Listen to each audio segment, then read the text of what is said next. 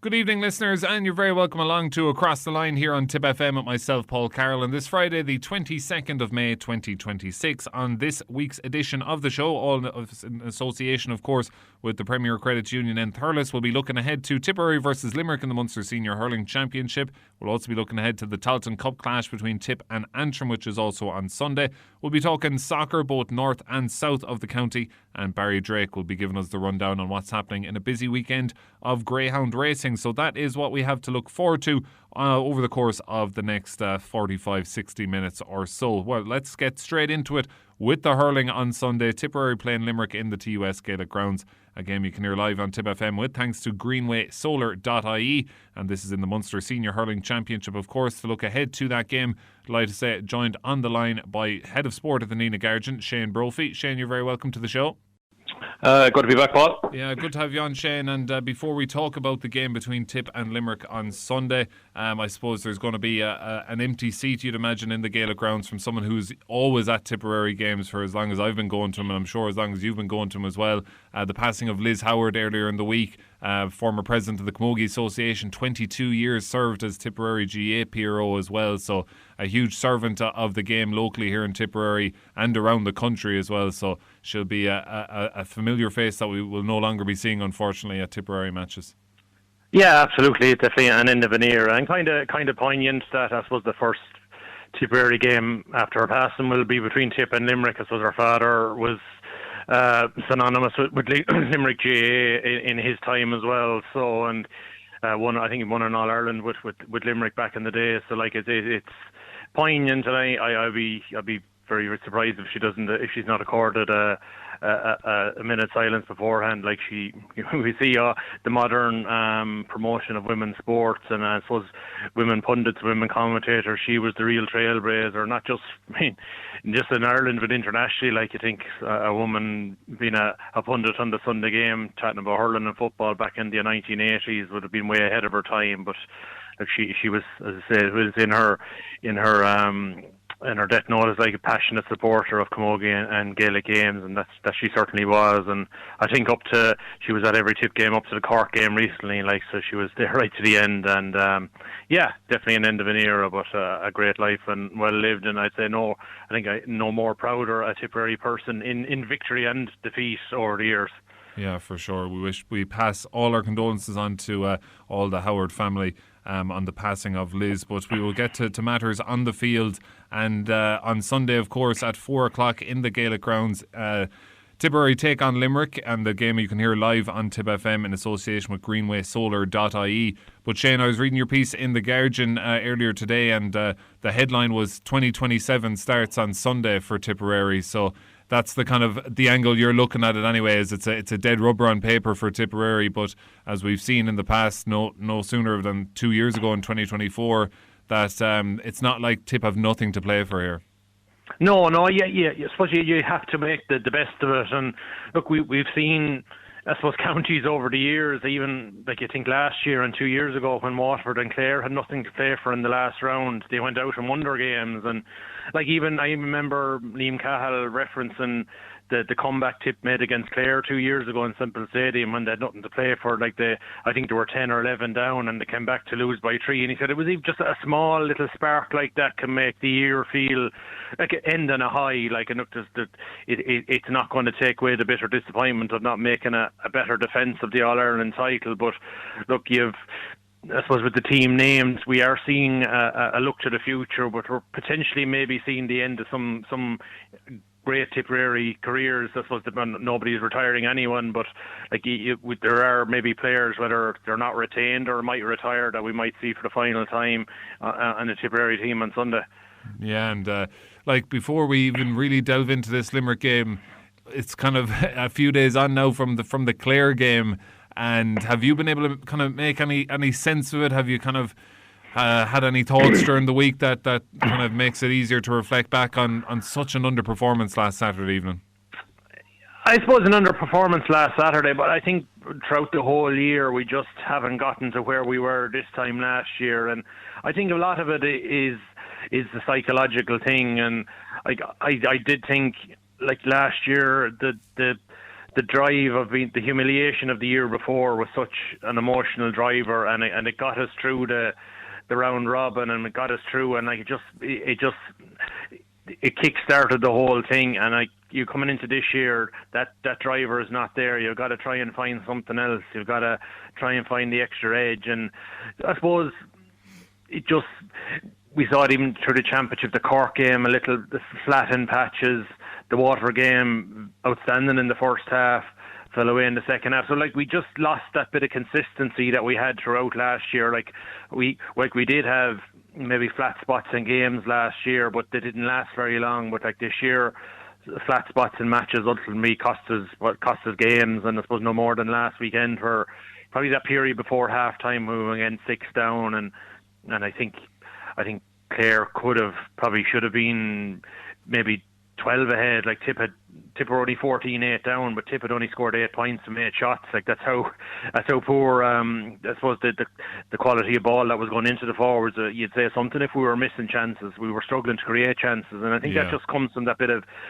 bite and a bit of desire to get to that ball first that Clare had, particularly last Saturday evening.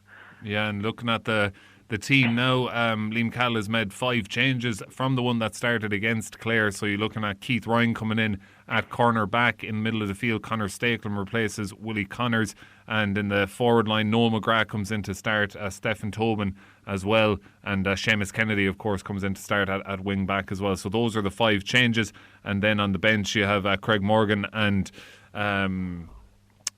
Michael Breen dropping to the bench, but Willie Connors, Jason Ford and Andrew Ormond not in the matchday 26. I think Willie Connors, would he be suspended for this game, seeing it's his second red card? I'm not sure. I don't think so. It was I suppose Darren McCarthy didn't get suspended last year for 2 reds in the same competition, so I wouldn't have thought Willie was in line for a suspension. I suppose when team announcements come through the media, we're not given an injury report, and look, you'd say maybe Andrew's form hasn't been great. Jason Ford will probably maybe count himself unlucky. Like, he got 2 points in play last weekend and hit his sideline.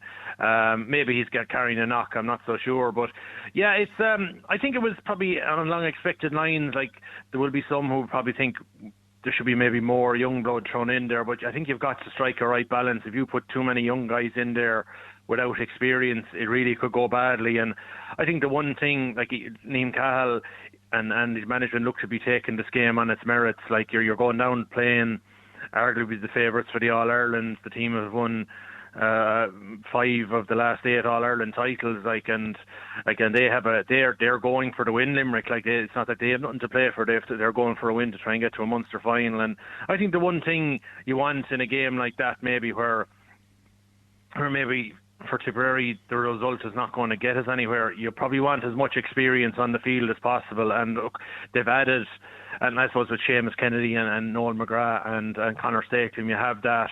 And then you're throwing in the likes of Keith Ryan. Like, Keith Ryan's going into the full back line with Robert Doyle and Roland Bahar, like, plenty of experience there beside him.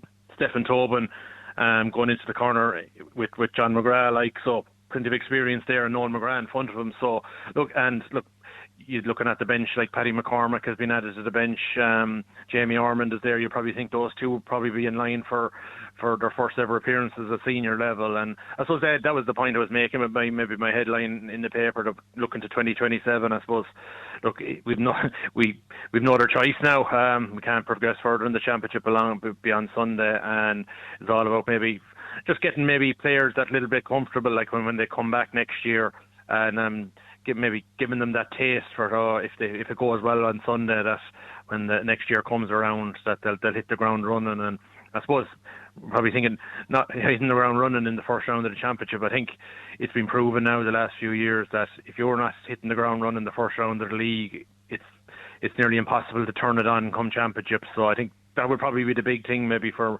Liam Cahill maybe going forward, is that when you're preparing for any year, whether you're coming in as defending the champions or not, your first round of the league is as big as the first round of the championship. Yeah, for sure. And he said as much after in his post-match interview in Thurles on last Saturday evening. But looking on that bench, it's interesting that the likes of Paddy McCormack is there, Gerard O'Connor back in the match day 26 as well. two kind of physical kind of ball winners in the forward line. It was kind of something that was brought up during the week about maybe our lack of aerial ball winners in the forward line. Oisin O'Donoghue, of course, very good in the air, but still a very young player. And I heard John Milan mentioning that he would be putting Michael Breen centre forward for that kind of ball winning ability, which was something that did interest me. But that's certainly some options off the bench that do bring that kind of physicality in the forward line. Absolutely, and like Garrod is now still a young man. I think he's probably only 23, 24 years of age. So like there's still maybe time on his side, and like we've seen him in the past, number 2023, like what an effective player he is. And I think a lot of it with Garrod is probably just confidence, like, and maybe if he gets a run at the weekend and maybe things go well for him, like it's something maybe for him to kickstart into next year. And like the same for a number of players, I'm sure. Like I'd say Darrell Stakelin probably counts himself maybe unfortunate, maybe not to get a start. He's come on in all the games so far, but hasn't gotten a start too. He probably suffers maybe in a way that he kind of, you don't really know where to put him. Like he's effective at midfield. He's also effective as half forward. You really probably don't know his best position at this stage. And it'll be fascinating. I suppose, like, I think it'd be very, very important that Tipp go out in their shields. I think if Tipp go out in a difficult manner, like it would be carry a cloud into the club championship and into next year. Like you just need to have something going into maybe training starts next November and going into next year. A bit of positivity too, something to, I suppose, say, look, we showed last year off the back of 2024 that it could be turned around pretty quickly, but you don't want to be doing that every year. You don't want to be coming in off a low base every year. Yeah, definitely not. And you mentioned that, like, it's you couldn't just throw in a load of young lads really, because you're going to play Limerick in the Gaelic grounds where we have a bad record, and Limerick are looking to get into a spot into the Munster final, so they'll be going all guns blazing as well. So, you know, we've our record against Limerick would probably be, we'd be talking about that a little bit more if this game was for Tipperary to try and get out of Munster or get into a Munster final ourselves. But there's kind of no hiding our record against this Limerick team, although we've got a few draws against them in recent times. But if you just look at the league meeting earlier this year as well, it's never simple going to the Gaelic grounds. No, definitely not. Like as a manager with Tipp and Limerick, even Cahill has never bet a John Kiley managed Limerick team. I think it's 2018 league semi-final was the last time we beat Limerick in a competitive game. We've drawn with them a few times in league and championship, but never gotten the better of them. And look, they're still a powerful team. We saw, okay, they look vulnerable in games at the moment this year's championship, but we've seen them. Like when they put on the 10 or 15 minute spurts, like they can be devastating. And I suppose that's the one worry ahead of Sunday, that if Tipperary hit their fallow period and Limerick go to town, like they can pull right away from you. And as I say, like Limerick are chasing a place in the Munster final. Like there's a bit of talk this week about how, I suppose, would third place be the best position of all for maybe one of Cork, Limerick or Clare, because you don't have to go through that bear pit of a provincial final. But look, Limerick are a team full of winners, and like they know anything in adding as much silverware as they can. Like I don't see them in any way, shape or form pulling the handbrake on this game this weekend. I think they've selected a team to go out and win, and I suppose Tipperary will just have to go and try and bring a strong performance, and as I say, end the year on a high as best they can. Last thing I have for you, Shane. I've heard kind of chatter during the week as well about, you know, you'd be talking to people and they're not going to go into this game because, you know, the Tipp are out and whatever. But I'd be having a feeling that, you know, this team, from what they've given us last year, they kind of deserve the support of the Tipperary people to show up in the Gaelic grounds on Sunday and see out this year and support the lads true and true. But also, as you kind of referred to earlier, like we don't know someone like Noah McGrath could hurl for Tipperary for another 5 years if he wanted to. But if he decides that this is it for him, you know, I feel like there should be a really good reception for the likes of a Noah McGrath if he's there on the field coming off for maybe the last time, we don't know. There's plenty of reason for Tipperary supporters to get into the car and get in the road to Limerick on Sunday. Absolutely, yeah. You mentioned Noel there, and like I'm actually due to go to Belfast to cover the footballers on Sunday, and as when I saw Noel names, God, I'd love to be there too if it is his last game. And I'm not saying it is. Like he's still only 36, and you see what the likes of John Conlon did for Clare last weekend. I think age is but a number if you're contributing. And look, I suppose Tipp haven't been in the situations this year where Noel's experience. Noel is coming on in difficult situations in matches this year, whereas last year he was coming on when maybe Tipp are in a great space to go on and win matches. So, but as you say, look, I think it's very important that the Tipp fans don't shy away from this one now. And I think there'll be a strong Tipp support in there, because there'll be a lot of fans who would have bought their tickets about 6 weeks ago when they went on public sale for the last game. So, I suppose I'd say it'd be very, very hard to move them on unless there was a demand in Limerick, and I'm not sure if there probably would be in Limerick, because they're already qualified for the next stage. So you're either go and make best of the day, or you take the loss and look, it's not on GA Plus or anything or on television, so you can't even get to see the game if you wanted to stay at home. So look, I do think, we're not going to see Tipperary in competitive action till nearly next January in the Munster League. So I think the weather is decent, and so look, you never know. Maybe the ones that'll go down Sunday, they could be quietly surprised in terms of maybe the results, but also a bit of pride in the performance. If we get a strong performance, I think that's. Look, I do think these players have, no more than anyone else, I think these players will recognise over the last week how I suppose disappointing the year has been, and no more than themselves, that they probably owe it to themselves and no more than anyone else to finish as strongly as they can, and I think they will. Whether they win is another thing, but I'd be expecting a strong Tipp showing on Sunday, off and on the field. Yeah, let's hope we get that Sunday 4 o'clock, a game you can hear live here on Tipp FM, and that will be in association with Greenway Solar. Big Sunday planned. We've live commentary of both games, 3:15 with the football and 4 o'clock with the hurlers. Shane, safe trip up and down to Belfast, and thanks for joining us on the show. Cheers. And speaking of Belfast, we'll be looking ahead to Tipperary versus Antrim in the Tailteann Cup after these. And you're very welcome back to part 2 of Across the Line here on Tipp FM with myself, Paul Carroll, on this Friday, the 22nd of May 2026, all in association with the Premier Credit Union in Thurles. Now on Sunday at 3:15, the Tipperary senior footballers make the long trip up to Corgan Park in Belfast to take on Antrim in round 2A of the Tailteann Cup. You can hear that game live on Tipp FM in association with John Kennedy Motors, your main Toyota dealers in Clonmel. Joining me on the line now to look ahead to that game is our football analyst Anthony Shelly. Anthony, how are you getting on? How are you, Paul? Yeah, good to have you on again, Anthony, as we look forward to Sunday's game at 3:15 in Corgan Park in Belfast. Tipperary against Antrim in round 2A of the Tailteann Cup. It's a game you can hear live on Tipp FM in association with John Kennedy Motors, your main Toyota dealers in Clonmel. Stephen Gleeson is making the trip north for that one, and we'll bring you live commentary of that 3:15 on Sunday. But Anthony, massive opportunity here now for Tipperary. After the win over Sligo, they go up to Belfast, and a win here would secure a place in a quarter-final of a Tailteann Cup, and it's a competition that Tipperary have had quite a poor record in, so to record a victory over Sligo is massive, but if they could back it up here on Sunday against Antrim, it'd be huge for this squad.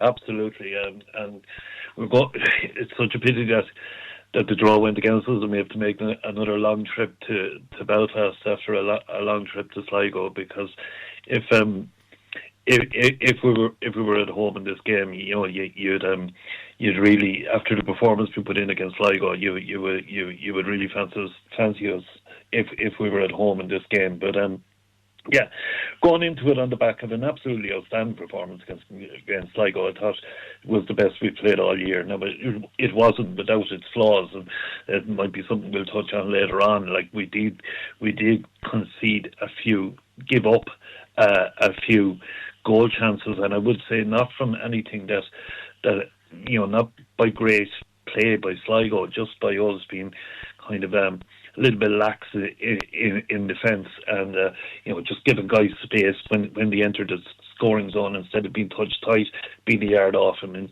it's something we'll have to be very, very careful of on Sunday. But that aside, the performance up in Sligo was absolutely outstanding. Yeah, and this is an Antrim team that come into the game after beating Carlow after extra time 6-16 to 2-26 is quite the scoreline that you wouldn't see all too often in Gaelic football. Well, maybe you'd see it a little bit more often with the new rules. So this is an Antrim team that clearly has scores and has goals in them. So I'm sure Niall and his side have been focusing on that defensive solidity for Sunday. Yeah, 6-26 to it was 2-23, wasn't there? Was that it? Yeah, it was a massive score anyway. Yeah. You actually you nearly had to get a calculator out to see who actually won the game. But it exactly, but it was after extra time. Yeah, Antrim have goals in them, Paul, and I'm finding this game really hard to analyse and really hard to decide. What way the result will go, because you can't. And probably we've played them already. We played them in the league down in Moneygall in the day, and we beat them. Beat them comprehensively. Now there was rumour after that game that everything wasn't okay in the camp, but isn't that always the case when you lose in the Antrim camp? Isn't that always the case when you lose? There's always excuses. But whether that was true or not, certainly from the fourth round on in the league, Antrim have got their act together. They won 4 games in a row. So when you're struggling to analyse things, Paul, that you generally go to the last resort for a desperate man is statistics, and I've had a look at them there this morning, and we're so evenly matched on so many things. Like both teams have played 9 games this year, 7 league games, a provincial championship game, and a Tailteann Cup game, and both teams have scored 23 2-pointers each, and those 23 2-pointers were made up of 6 players from each team. Six Tipperary players have kicked 2-pointers, and 6 Antrim players have kicked 2-pointers. Tipp have scored 145 points in 9 games. Antrim have scored 142 points. So you say, just there's absolutely nothing there between the two teams. But here is the big difference, and it's the one that I think, if Tipper to go to win this on Sunday, it'll have to be the old adage that backs win games and forwards just decide by how much. Tipp has scored 8 goals in their 9 games. Antrim have scored 18, and that's a huge difference. So they are goal hungry, and while we kind of match each other on every other metric, Antrim's ability to score goals would have to be a worry on the back of what I was saying earlier, that Tipp conceded a few soft goal chances against Sligo that they butchered. But that, to be fair to Tipp, that was a once-off, because her defence have been absolutely outstanding all year. So maybe that little lapse in concentration, Niall will have looked at it and we'll be able to say, look lads, we just need to be a bit tighter and a bit more solid at the back, because our setup when teams have been attacking us all year has been outstanding. And I just thought again, the standard dropped a little bit against Sligo, and they could have won a game that they would not have deserved to win. So 8 goals versus 18 goals win games. If our backs can do our job and keep Carlow to maybe 1-2 goals, and we end up at the try to get the same at the other end, I do think we have a serious chance. Yeah, well, it's positive in a sense that a lot of the players have played up in Corrigan Park 2 years ago in the Tailteann Cup, and Antrim won that game, was it 4-12 to 2-13. So yeah, to be fair, Paul, I don't think too many would have played. A lot of the bench on Sunday would have played, but I think there might be only 2 or 3 starters that would have played. And that. I remember being up at that game, and for anyone going to Belfast on Sunday, it's just a Corrigan Park. You've been there yourself, Paul. It's a beautiful little ground. It's a double header there as well. They're playing double header, and they're hurling beforehand. Yeah, you have the Black Mountains looking down on you, and the Falls Road looking up at you. So it is a beautiful ground, and it's the first time that Antrim have played in Corrigan Park this year. So they'll be looking to getting back in there as well. So really hard one to call. Yeah, and just a quick aside, you mentioned there were 6 2-point scores for Tipperary. Do you have them named down? I'd like to take a guess if you do. do you have who scored the 2-pointers for Tipperary? Of course I do, Paul. Right, I'm going to go. Shawnee O'Connor has got one. I remember Mark Stokes got one that bounced over the crossbar. Johnny O'Connor has got 13 two-pointers this year. Dahi Hogan kicked one, I think, the last day, did he? Dahi Hogan kicked one. Stephen O'Brien, for his limited game time this year, has kicked 3 two-pointers. Keane Smith Johnny O'Connor, 13. Micheál Freeney has kicked 3 two-pointers. Big one over in London. Keane Smith has kicked 2. Dahi Hogan the last day, and probably with the longest two-pointer of the year was the Mark Stokes one that bounced over the bar in Semple Stadium. Yeah, so that's the 23. So it's Keane Smith, Dahi Hogan, Mark Stokes, Micheál Freeney, Stephen O'Brien and Shawnee O'Connor with the other 13. Yeah, I think I would have got that now if I guessed them all. I thought Joe Higgins got one as well, but he's probably done everything else. Joe got a goal, all right. Yeah, he's done everything else this year. Yeah, he's got a goal and he's been outstanding. He's in a really rich vein of form at the moment, and it must be, we don't have to even do anything fancy with our kickouts or anything. Just launch him down on top of Joe and Paddy. And like Joe against Cork, we've seen it ourselves in Semple Stadium. Like, and I remember, I think I said this before, Shane Ryan said it to me after, it must have been a world record for high fielding from Joe in that game. But the last day he was outstanding as well. But Paddy Feehan caught some amazing balls. So like, we don't have to, just launch it down. We have the big men, and the midfield battle with the new rules is such an important aspect of the game, to have Joe and Paddy in the middle of the field, and in both of them in such a rich vein of form, and aided and abetted by the likes of James Morrison there and Micheál Freeney who can pluck one or two. That is a huge platform that if we can get the kickouts right, it'll give us a huge platform to go on and do something in the game. Yeah, and just the last couple, there is one change on the team. Kieran Costello comes in to start for Owen Craddock from the team that beat Sligo last time out. So there's another kind of physical fella to join that middle third. And with the height you have in there with Joe Higgins and Paddy Feehan and Micheál Freeney, you have the kind of lads good around the breaking ball, Charlie King, Emmett Maloney, Killian Butler and these lads. So it is a nice balance to a team. And it's also a team that has been fairly steady throughout in terms of the team that's been named and have been allowed to grow. But I want to get your opinion, Anthony, on the bench, which is quite strong looking with familiar faces in terms of Jimmy Feehan, Stephen O'Brien, Luke Boland, and these fellas, Paddy Creedon and the likes that have appeared a lot this year. But Dylan Cotter is wearing the number 19 jersey on Sunday. He's come straight up from the under-20s. I believe he's underage again next year at under-20. The Thurles Scales club man, another kind of tall middle third player, and Niall Fitzgerald obviously has liked what he's seen from the young Thurles man. Absolutely. I mean, Dylan has been a brilliant underage player, both at minor and under 21, and he started off this year probably in the under 20 campaign, I should say, not the under 21, the under 20 campaign.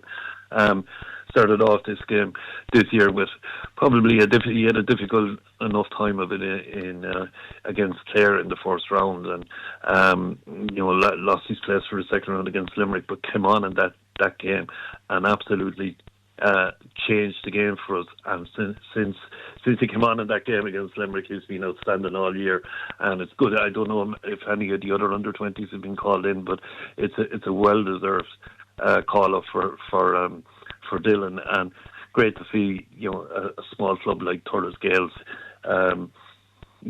get a player on the county team. It doesn't happen too often, but if Niall has to turn around and has to call on Dylan on Sunday, he can be sure that Dylan won't let him down. He's just he's a tremendous prospect for the future. Yeah, so that is how Tipperary will be lining up Sunday 3:15 in Corgan Park. And a reminder, we will have live commentary of that game with thanks to John Kennedy Motors, main total dealers in Clonmel. Anthony, as always, thanks for joining us on the show, and enjoy the games over the weekend. Yeah, thanks, Paul. Right, we're going to take our second ad break of the evening here, but stick around. There's plenty of local soccer, greyhound racing and more coming up after these. And you're very welcome back to part 3 of Across the Line here on Tipp FM with myself, Paul Carroll, on this Friday, the 22nd of May 2026. Now, it is a big weekend in the world of local soccer, both north and south of the county. We're going to start with the TSDL, and to look ahead to some of those games and look back on the games, I'd like to say joined on the line by soccer analyst Bary Ryan. Bary, you're very welcome to the show. Thanks very much, Paul. Good to have you on, Barry. Wednesday evening, Peak Villa won, St Michael's won in the final game of the TSDL Premier League season, and that result means Peak Villa are the champions for the second time in the last 4 years. They've prevented Michael's going for 3 in a row. It all came down to that game on Wednesday night. Peak Villa knew a win or a draw would be enough, and they got the job done, Barry. Yeah, look, they did. The game was played in front of a really good crowd now on Wednesday night.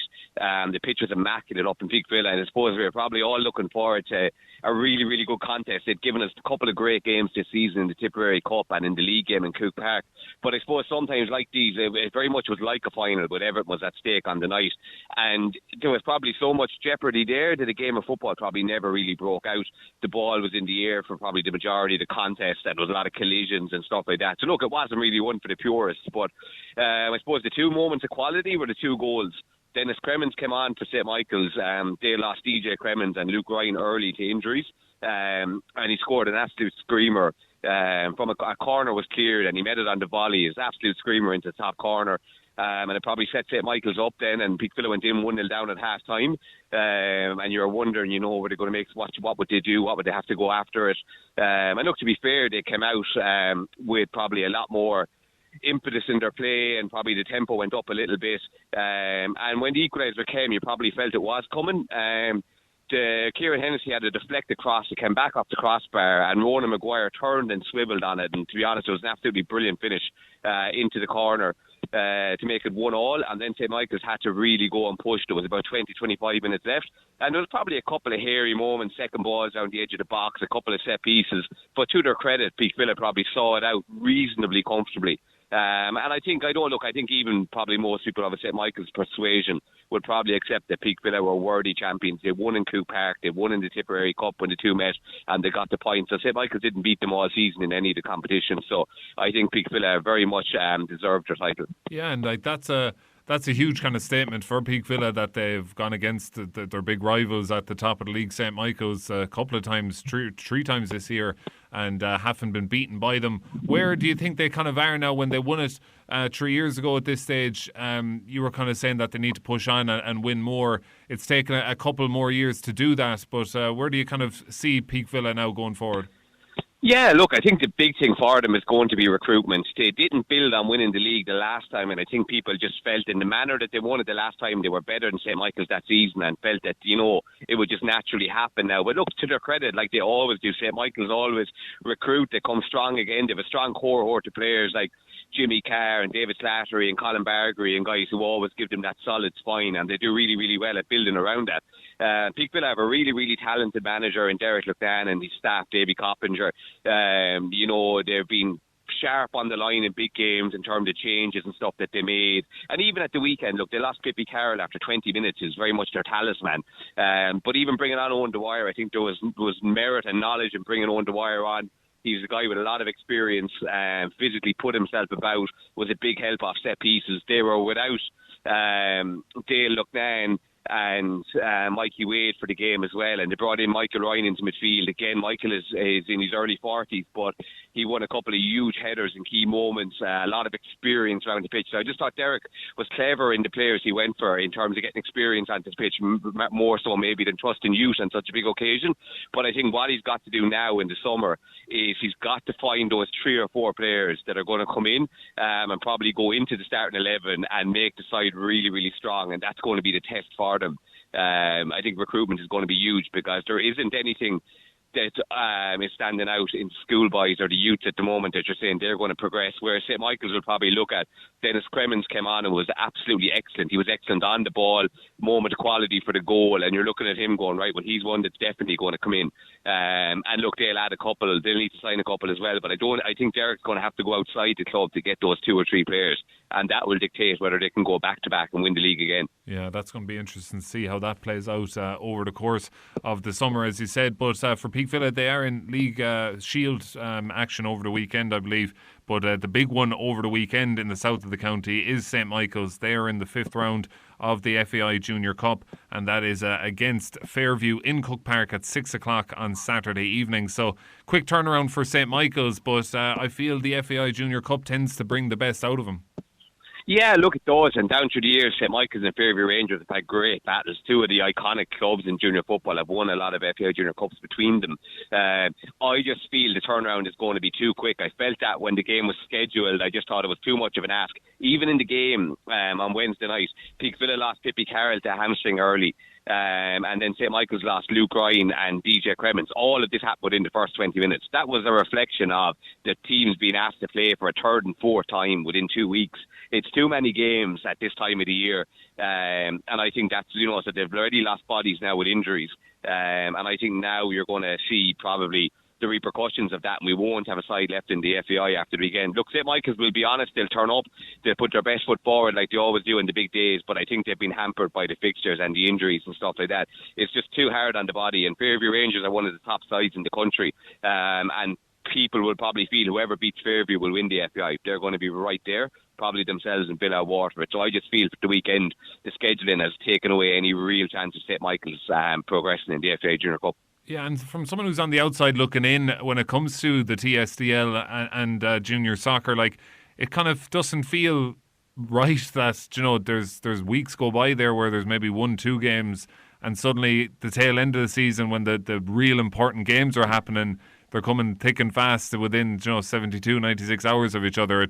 It just seems like that should be avoidable given how long the kind of season is. Absolutely. And even, Paul, on Wednesday night there, it was a lovely evening. Pitch was immaculate. There was a great crowd up there. There was nothing else on, albeit Sarsfield played McCarthy in a Cal Cup semi-final, but it wasn't a game of huge magnitude that was going to make people maybe have to pick between the two. So it was a real opportunity for soccer to put their best foot forward, and we had a huge crowd and stuff like that. So why not leave us, why not play some Wednesday night matches throughout the summer? Not throughout the summer, people want to finish up as well. But as in, you have the whole, even another month where you could be playing games. Like St Michael's played 3 times in 6 days. Peakville played Sunday against Clare in the quarter for a semi-final of the Shield, and then played Wednesday, and now we're going to play again. They've already lost Pippi to a muscle injury. Now these players are going to have to lift it again for another game. And inevitably what happens then is the quality goes out of the games as well. And that was probably maybe why the quality went out of the game on Wednesday night, and the ball was in the air all the time. Players probably physically were struggling as well. And you know yourself, when you're struggling physically, it's easier just to go direct rather than take time on the ball and carry the ball. And, so we probably didn't get the quality of the game that we got in the other games because we're probably asking too much of them. Yeah. So that's how the TSDL has kind of rounded off their league, and we wish St Michael's the very best luck Saturday evening, 6 o'clock at home in Cook Park in that FAI Junior Cup 5th round tie. Bary Ryan, as always, thanks for joining us on the show. Thanks a million, Paul. Well, that's what's going on in the south of the county in the world of soccer this weekend. Well, what about the north of the county? It is a massive weekend. The NT&DL Premier Division playoff final taking place. To look forward to that. Delighted to say joined in the studio by our soccer analyst Gary Culbert. Gary, good to have you back. You're very welcome back to the show. Thanks very much, Paul. It's the third week we've had you on the show, such as the title race in the NT&DL Premier Division, becoming a regular guest. But when we spoke to you last week, we were looking ahead to Shinrone against BT Harps in the final game, and Moneygall were in the mix. And what way was that game going to go? For a finish, BT Harps won that game 2-0, and that has set up a playoff for the NT&DL Premier Division title on Saturday at 6:30 in Borskane between BT Harps and Moneygall. So an exciting kind of season finale. Yeah, unprecedented stuff really, Paul, to see the Premier Division title race go into a playoff. And you have two teams who haven't actually won the North Tipperary District League Premier Division in their history. Of course, Blackcastle United would have won it back in 2003, but BT Harps was formed in 2006. And neither team, Moneygall or BT Harps, has won it in their history. Oh, that's surprising. I would have thought BT Harps, it's a big club and they've got brilliant facilities out there, but so this would be a big occasion for either club here. Massive occasion, and Harps are going to go into it as the clear favourites, but Moneygall, they'll like that underdog tag. Moneygall went, of course, in last season to the Tipperary Cup final and bet Killavilla in the final, who were the heavy favourites then. So they'll be quite happy to be going in as underdogs in Borskane. Yeah, but I suppose with Moneygall, they haven't played in a couple of weeks now compared to BT Harps, who come in bouncing after that win against Shinrone 2-0 last time out. So probably BT Harps with a little bit more momentum maybe coming in. More momentum and more confidence. Harps are really flying at the moment. They just look so confident, and I would have them as heavy favourites, as I said. But I do say that Moneygall have some big players. They have a goalkeeper from Columbia, Julian Bentoncourt. He will have a big say in this game. In the Tipp Cup final last year, he pulled off some heroic saves and dragged Moneygall to some trophies last year. So he'll have a big say. Jack O'Brien from Moneygall, their star player on the wing, he'll have a big say. But BT Harps, they've got big players as well documented. Sean Paddy Gearns, Cuba Bevan in goals. So, it's going to be a good game, but it's going to be tight, it's going to be tense, it's going to be cagey. I don't think it's going to be high scoring, and I do think we could see extra time. Really, yeah, because Moneygall are, I suppose, reigning, or last year anyway, won the second division, so they'd be going back to back here if they could go second division, Premier Division, which is probably another fairly unprecedented kind of thing. True, actually, yeah, they won the first division last season on the final day of the season in Shinrone. You know, it'd be a big... to go back to back, like it's a club going in the right direction. Yeah, it is. But Moneygall now, their style, they'll be a very counter-attacking team now on Saturday, and that suits them this season. They've beaten BT Harps 3 times out of the last 4, albeit once on penalties. So they will fancy themselves as well on the counter. So they won't be lacking belief here on Bursakane. So 6:30 is the kick-off time on Saturday. Gary, enjoy the game and thanks for joining us in studio. Thanks very much, Paul. Now at this time of a Friday evening on Across the Line, it's time to talk dogs with Bary Drake. Tipp FM's Greyhound News Update with Greyhound Racing Ireland. Discover how we can support your club, school or charity with engaging, hassle-free fundraising nights, working with you every step of the way to make your event a success. It's such an exciting time in the world of greyhound racing, with huge racing taking place throughout the weekend all over the country and further afield. But we're going to start with the local action down at the Clonmel Greyhound Stadium tonight. Of course, their usual Friday night racing programme down for decision getting underway there at the Clonmel Greyhound Stadium at 7:30. You have the Ballynahinch Boarding Kennels unraced stake with €1,200 to the winner getting underway, and that's sure to produce some good racing over the course of the next couple of weeks. In terms of predicting winners for tonight in Clonmel, race number 7, Tipperary trainer Pádraig Campion can get on the score sheet here with trap number 3, High View Spec, who's owned by the VHR syndicate. This greyhound has won one of its 3 career starts. No luck last time out, but better judged on its previous form. And with one of its quickest starts there tonight, should take plenty of beating there in that race. Elsewhere in Clonmel tonight, race number 9 is a sprint over the 300-yard trip. A couple of these are out of form in recent outings, but Circus Hope has been hitting the crossbar on the last couple of occasions. This one, of course, is owned and trained by Michael Ryan in Clonmel, so expecting a local success there in that race there tonight. Elsewhere this weekend, of course, in terms of the Thurles Greyhound Stadium on Saturday night, their first race due off at 7 o'clock. Of course, they had the final of the €3,000 to the winner, Thurles Track champion Bary Drake, earlier this week on Tuesday night. That was won by the Robert Gleeson trained Droopy's Bundle, who delivered another spectacular performance there in Thurles. I want to keep an eye on in Thurles there on Saturday night in race number 6, I should say, trap number 4 here. Cusane Holly, who's owned and trained by Christy Fitzpatrick in County Tipperary. This one ran well last time and drops back down in grade here tomorrow night, and I can see that one returning to winning ways. Definitely one to keep an eye on there if you're heading along to Thurles on Saturday night. Switching our attentions to the big one this weekend, of course, expecting huge crowds at Clonmel Greyhound Stadium on Sunday night, where the first will go to traps at 11 minutes past 6, and it's featuring the standout race on the racing calendar at Clonmel for the year, which is going to be a fantastic contest. Due off at 8:34, it's the final of the €20,000 to the winner National Produce Stakes, where trap number 3, Swords Diamond, for champion trainer Graham Holland in Golden, will line up as a short price favourite. This one is owned by Barbara Lowndes. Set the standard in the opening round when winning in 28-14. That really was the run of the year so far in Clonmel. A winner next time, but unlucky last time out after finding a bit of trouble at the opening corner. And if producing, it's 280 split from the opening round. Well, that certainly will be the one to beat. The likes of trap number 5, Scoopy Marquez, for Killinall trainer Jennifer O'Donnell, was a 28-20 winner last week. That's owned by Steve Noble in the UK.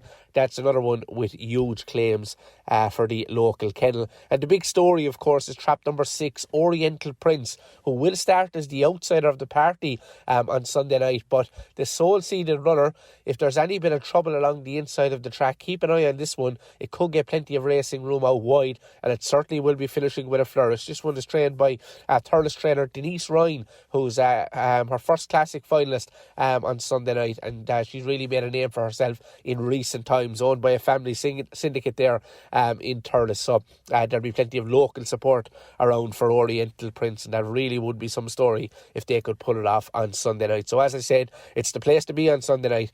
First due off there at 11 minutes past 6. Elsewhere this weekend, of course, the Oaks Sporting Press Online edition, Irish Oaks, got off to a flying start last Saturday night, 20,000 euros to the winner of that great competition, and expecting more huge performances on Saturday night. In terms of the Tipperary interest, they had plenty to talk about in the opening round, although the headlines did go to Liam Dowling down in Kerry, of course. He had plenty of impressive winners, but I'm going with Sing Along Cherry for Capo White trainer Pat Buckley. That can bounce back to winning ways in heat number 5, and I think that one could go a long way in the competition, so I'll certainly be keeping a close eye on that. Ballymac Camella set the standard with a flying sub 28-second run in the opening round. Also this weekend, of course, across the pond in Toaster, it's the quarterfinals of the English Greyhound Derby. Epic Ace for the Kennedys in Tipperary broke the track record last week. He can continue his winning form in the 8-18. That's the first quarter-final. Ballymac Duffel will be hard to beat in the second quarter-final, I should say, for Liam Dowling. The third one, third quarter-final, looks between 2, 4 and 6 All-Irish Greyhounds, Lenny's Eddie, Ballymac De Niro and Lenny's Tank. Possibly Eddie has the best of the draw. And finally, Ballymac Ralph can take the fourth quarter-final. So as I said, busy and exciting weekend ahead in the world of greyhound racing, but the place to be on Sunday night is Clonmel Greyhound Stadium. And many thanks, as always, to Bary Drake there for giving us a comprehensive rundown on what's happening in the world of greyhound racing, both here in Tipperary and further afield this weekend. Now, just a final thanks to you, the listeners, for tuning in, and all the guests for making this week's show possible. And a final reminder as well, 2 live games on air. We have a bit of a Super Sunday on Sunday afternoon. 3:15, we'll have live coverage up in Belfast, Tipperary against Antrim in the Tailteann Cup. Our coverage of that one is with thanks to John Kennedy Motors, your main Toyota dealers in Clonmel. Then at 4 o'clock, we'll be in the Gaelic grounds, in the TUS Gaelic grounds for Tipperary against Limerick in the Munster Senior Hurling Championship. Keane Tracy will be joining myself for that one, and that will be live in association with greenwaysolar.ie. And we'll be bouncing back between Stephen Gleeson up in Belfast and myself in Limerick on Sunday afternoon for the second half of the football, and we'll balance it out as best we can, so we'll try not have you miss any of the big moments, but we'll have the full first half anyway incomplete of the football and the full second half anyway of the hurling incomplete, and we'll be bouncing back between the two probably for a little bit whilst the first game comes to conclusion. So that's going to be a busy day on Sunday on Tipp FM, so be sure to tune in for that, and I'll be back next Friday evening for another edition of Across the Line, and Ronan Quirk will be back on Monday evening to look back on the weekend's action. 7 o'clock is that week's edition of Extra Time on Monday. But for now, for this week's edition of Across the Line, it's bye for now.